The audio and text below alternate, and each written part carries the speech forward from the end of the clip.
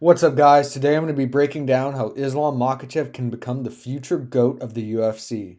I'll be breaking down step by step how he can achieve this. Let's get right into it. So, first off, the first step in this plan is to defeat Dustin Poirier. So, basically when, if we're being honest, Makhachev beats Poirier, he'll be tied with Khabib for the lightweight title defense record at 3. And if he submits him before round 3, his win will be more impressive than Khabib and Oliveira's. Both of those guys submitted Poirier in the 3rd round. If Islam can do it earlier than that, that's a big feather in his cap. That's a big accomplishment. Also, this is a fresh opponent for Makhachev. It's his first non-rematch in a while. And it's his first title defense against a lightweight contender, kind of like a perpetual lightweight contender. And a win here will also beat Khabib's 13-fight win streak with 14 wins in a row. That's a pretty big record to beat, especially when these two guys are being compared together a lot. Step number 2, Islam has to defeat Arman Tsarukyan. Arman Tsarukyan is like the rightful number 1 contender. Tough rematch, tough fight.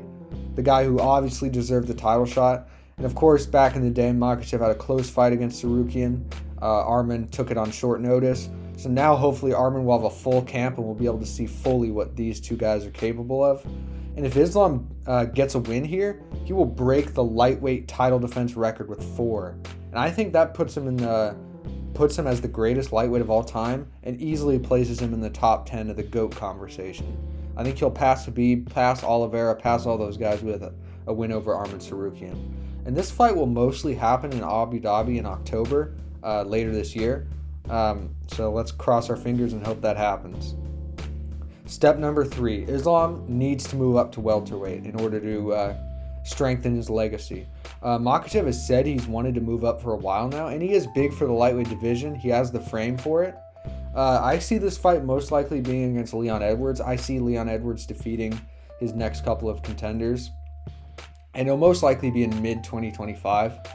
At this point, Leon will probably have 3 to 4 title defenses, maybe against a Bilal, maybe a Shavkat, maybe a JDM, someone like that. And if Islam wins this fight, he will have defeated a long-reigning champ in Edwards and a good striker and a really good defensive wrestler. I mean, Leon Edwards has fought nothing but wrestlers recently, so it's going to be a tough fight for Islam. But it would make him the 5th simultaneous double champ ever.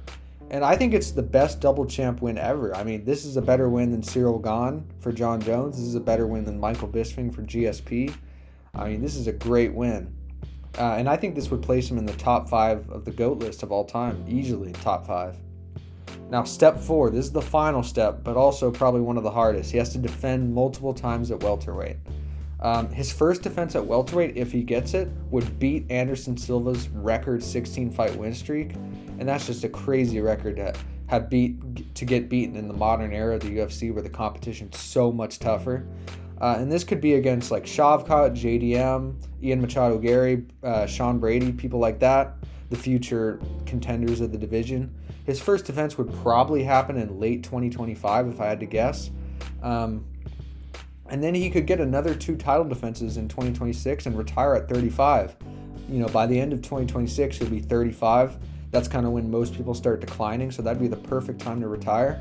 And I think that would cement his legacy. And at that point, he'd be the GOAT of MMA. I mean, it'd be hard to argue. He'd be 30-1 with 8 title wins. He'd have wins over Oliveira, Volkanovski twice, Dustin Poirier, Arman Tsarukyan, Leon Edwards, and 2 other welterweights like Shavkat, JDM, Ian Gary, Sean Brady, people like that. And those are better wins than Jones and GSP have, in my opinion. And so that would leave his record at 4 defenses at lightweight, 2 defenses at welterweight. I mean, that's an amazing resume. I think that makes him the GOAT. This is all very possible too. He could get this done. So let me know what you guys think down below. How do you think Islam can become the GOAT? Like the video, subscribe, and I'll see you guys next time.